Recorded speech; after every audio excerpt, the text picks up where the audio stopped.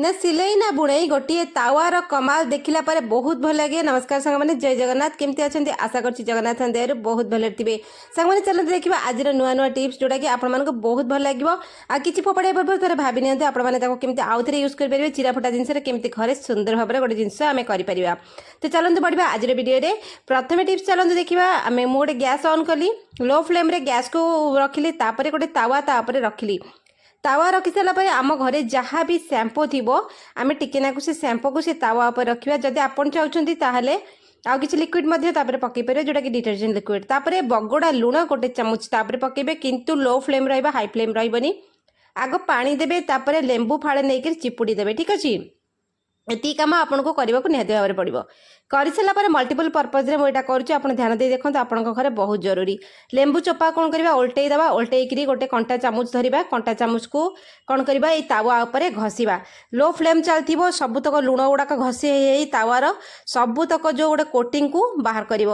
आपड़ ये नुआ तावा पुराणा तावा पोड़ा जला तावा जेकोसी जिनस करेंगे आमको मल्टीपल बेनिफिट मिले जो नुआ बासन आणुंट एम जो सफा करेंगे गोटे केमिकल कोटिंग थाए सेटा बाहरी जाए ना सेटा गरम होकर आम खाइबार आउ घरे जदि तावा पोड़ीगला रुटी परोठा आम कर तावा पोड़ीगला ताक यही वे आप सफा करेंगे से सहित टिके विनेगार पकईदेवे आपको केते कष्ट लगे लेंबू और लुण जो थी जम्स फ्री होगला आपन तावा को आप बहुत बढ़िया भाव में क्लीन करदे देखो केड़े सुंदर भाव में सफा होगला टिके स्कॉच ब्राइट रे टिके लिक्विड भीम लिक्विड ना साबुन जहाँ ने सफा करदे एमती कले कौन हम ना अनेसरी जो गोटे केमिकल रिएक्शन हुए जो नुआ नुआ बासन आम यूज करूँ तो से गरम होकर केमिकल रिएक्शन हुए गोटे गोटे बाहर गोटे लिक्विड भाया सेटा बाहर जीव आ पोड़ा जला हांडी कड़ई तावा को एमती सफा करेंगे मासक थरे रू ना दिथर आप तावा को निहाती भाव में सफा कर ना सबुदिन रुटी परोठा करी समस्त घरे तावा पर गोटे कोटिंग बसी जाए गोटे तेलर कोटिंग हो गोटे एमती डेली रोसई कर गोटे कोटिंग होता आम नॉर्मल सफा करदे रोसई करदे से अनहाइजीन क्रिएट हुए आउ धीरे धीरे खाद्यर स्वाद खराब हो जाए। तो चलते बढ़िया नेक्स्ट आइडिया गोटे थाली नहीं गली थाली आपंकर कम के सहज बा चलते देखी ना गोटे स्टील थाली ने ना आम तसला गोटे नहीं स्टील तसला नहीं ना रसर गोटे तसला नहीं जहाँ आपंक पाखे अच्छी जमी प्रिफरेबल आप नहीं पारे तापर देखो गोटे गोटे पुराणा जो आम घर पुराणा शाढ़ी फाड़ी थाए आमर पुराणा हो जाए आम यूज न करी रखी था क्या देदेव ना केमी कौन यूज करूँ किटा यूज एमती भी करहब जमीक आम कम सहज हो मुझे काटी देखो लंबा लंबा काटी कि काटला बेले बेसी चौड़ा रखिए पतला रखिए लंबा लंबा काटिदेवे जदि आम घर एक्सट्रा ब्लाउज पीस भी रोचे आम यूज करने से करेंगे आउ मुझे सिफन कपड़ा नहीं आप सूता कपड़ा नहीं पारे तो केमी मुझे छंदी रखिले आप देखी नियंतु आग गोटे रखा तापर छकी चिन्हक रखिए तापर कण कण आम दबा तो यही भाव में साइज करके आप रखिए से कपड़ा को जो आम कपड़ा काटिचे देखो ये चक्री भाया होगला तापर गोटे थाली को आम उल्टा करके रखा उल्टा करेंगे निहाती भाव में सुल्टा करेंगे उल्टा करके रखिए तापर उल्टा थाली उपर एपटू जो पटीटा उठेबे से पटर आर पट धारटा को आर उठेबे गोटे पटी सरला आ गोटे पटीर दुईटा जाक उठेबे ना एपटू खंडे सेपटू खंडे करेंगे एपटू जो पटीटा उठाउछन सेपटू से पटीर आर पाखटा भी उठेबे उठे उठे धरबे एमती भिड़िकी ठीक अच्छे तो आपन जो चाहिए एपट गोटे पटे उठेले सेपट गोटे पटे उठे सागे सागे गंठी पकईदेवे पुणी एपट गोटे गंठी उठेबे सेपट गोटे उठेबे गंठी पकईदेवे एमती आपको आगू सहज हम ना एमती गोटे गोटे करके उठेकि आप कौन करेंगे एकाठी करके बांधिदेवे गोटे मोटा रबर बैंड रे से जगह बांधिदेवे आ जब सूता कपड़ा ने जब आपको सूतार लुगा थी आप घर से ने आपको सहज हम ना स्टील सिफनटा खसब मोर यहाँ स्टील थाली सिफन टी खसुला सिफन यहाँ शाढ़ीटा पुराना शाढ़ीटे तो आप सूता ने आपको इजी हम से खसबनी आपको कमटा सहज हो तो यही भाव में आम जो छंदा छंदी कर बांधिदेवा से गोटे जगह स्टिक होकर पचर आम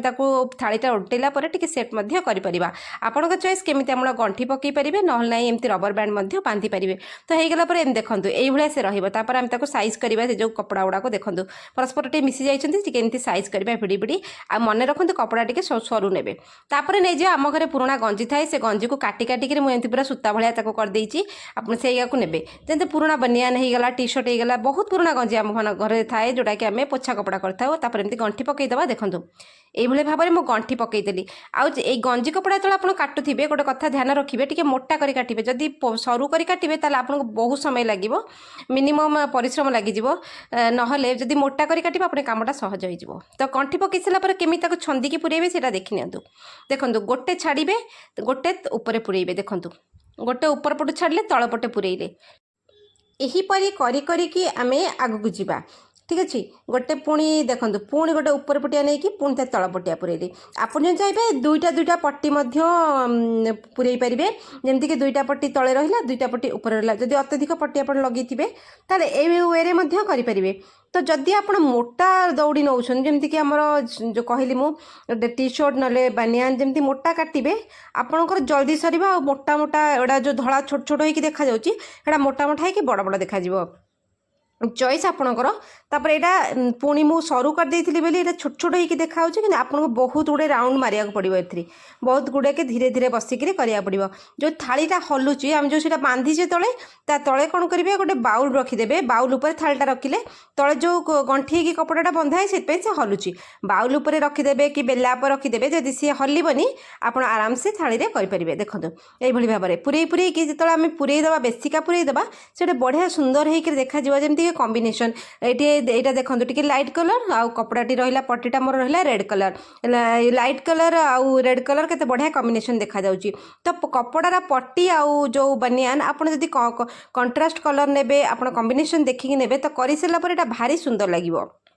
किंतु गोटे कलर केबे नेबेनी गोटे कलर नेले कौन हम ना से पूरा मिसीज जना पड़ोनी दुईटा कलर कंट्रास्ट कलर कर नेबे तलटा ना लाइट कलर नहीं जाए यहाँ डीप कलर नहीं जाए आपको चॉइस हिसाब से करेंगे तो कला बेले धीरे धीरे यहाँ जेहेतु सिफन छाड़ी खसी खसी खसी एकाठी हो जाए मझे मझे कौन करवा टे आड़े आड़े साइड साइड करके आम ठीक से रखा तापर आम पुरौवा देखूँ जमी मिसी मिसी जाऊँगी घुंचे घुंचे दबा गोटे गोटे करके पुरैबा पुणी गोटे छाड़े पुणी तल पटिया नहीं कि ऊपर पटिया गोटे छाड़े तल पटिया पुरैबे ऊपर पटिया गोटे छाड़े देखो ऊपर पटिया नहीं कि तल पटिया पुरैली तो यही भाव में धीरे धीरे करेंगे जो देखते पुराना लुगापटा आम घर बहुत हुए तो ये वे आप डिफरेंट वे करेंगे आपंकर मल्टीपल बेनिफिट एथर मिल तो देखो पुणी नहीं गली पुणी एमती कली तो ये जो बंडलटा मुझे करदे पशिया प्रोब्लेम हो फिटे देवे फिटेले कौन हम ना आपंकर आराम से पशिज ना बंडलटा मोटा बंडल है आप भितर प्रेस करके हाँ ये प्रेस करके पुरैबा पड़े तो ये भाव छंदी छंदी कि देखो ये भाव में तो कर सारापर देखो मुझे किसी कर सारे कड़े सुंदर लगुच मझे टे रेड तापर टे व्हाइट देखा जाऊँगी लाइट कलर देखा जाऊँगी एमती होइका आप जिते मोटा करके नेबे से अनुसार सुंदर लगे जिते पतला करके नेबे से अनुसार सुंदर लगे जिते ये पुराना लुगा गंजी एटा फोपड़िया पूर्व आम एमती यूज करना देखो सेपटे लुगा पट्टी गुड़ाक मिसी जाइए कारण सिफनटा स्टील कौन होची ना खसिक एकाठी हो जाऊँगी मझे मझे कौन करवा टिके घुंचे घुंचे अलग करनवा तो ये भाव में बुले बुले बुले बुले आम भितर पुरई ना देखूँ जब जापर ना आउ थे भी देखूँ ये देखूँ होगा मुझे अलमोस्ट पुरई सारे तो देखो यही भाव में पुणी गोटे छाड़े ऊपर पटिया तल पटिया पुरैबे ऊपर पटिया छाड़े तल पटिया पुरैबे ये आपड़ जमी चाहिए जिते बड़ जिते छोट जिते मीडियम आप चाहिए आप हिसाब से करेंगे जदि जो दौड़ी सरी जाऊँगी आमर जो बेनियानटा आम काटिचे सरी जाऊँ आउ गोटे जॉइंट करदे जॉइंट करदेकरी आपड़ पुणी आरंभ करेंगे पुणी चालू करेंगे पुणी बड़ करेंगे ये भाव में जदि अलग कलर अच्छी से अलग कलर जॉइंट करके आहरी बड़ करेंगे जिते बड़ आपंकर थाली हो तसला चढ़ुआ होती से अनुसार से पट्टीटा बड़ हम मुझे रेड पट्टी लगेदेली रेड पर पुणी गोटे आ गोटे व्हाइट कलर सागे जॉइंट करके बड़ करने तेणुक आपंकर डिपेंड कर छोट बड़ मीडियम जहाँ करेंगे केमती कलर देवे आउ किंतु करेंगे यही वे किसी आमको सिलाई मेसीन दरकार है आमको किसी बुणाबुणी किसी दरकार जिनस दरकार है एंड पोर्सन टाक आप केमी करेंगे एंड पोर्सन टाक ना यहाँ ही मेन जगह ये आप छुंची सूता टे ने नहीं टिके सिलाई मारिदे दि तीन स्टिच पकईदे सी तार रहा ना ये जब फिटिगला पूरा फिटिज तो देखो ये भाव में बेसी ना छोट छुंचीटे ने नहीं कौन करेंगे दि तीन पोर्सन कौन करेंगे पट्टी बांधिदेवे जो एंड पोर्सन रहा आमर दौड़ीर एंड पोर्सन रहा जो पट्टी आम थाली बांधिचे से पट्टी गोटे बांधिदेवे बांधिदेले सी गोटे जगार टिकी रहा खसबनी कि आउ सीटा फिटबनी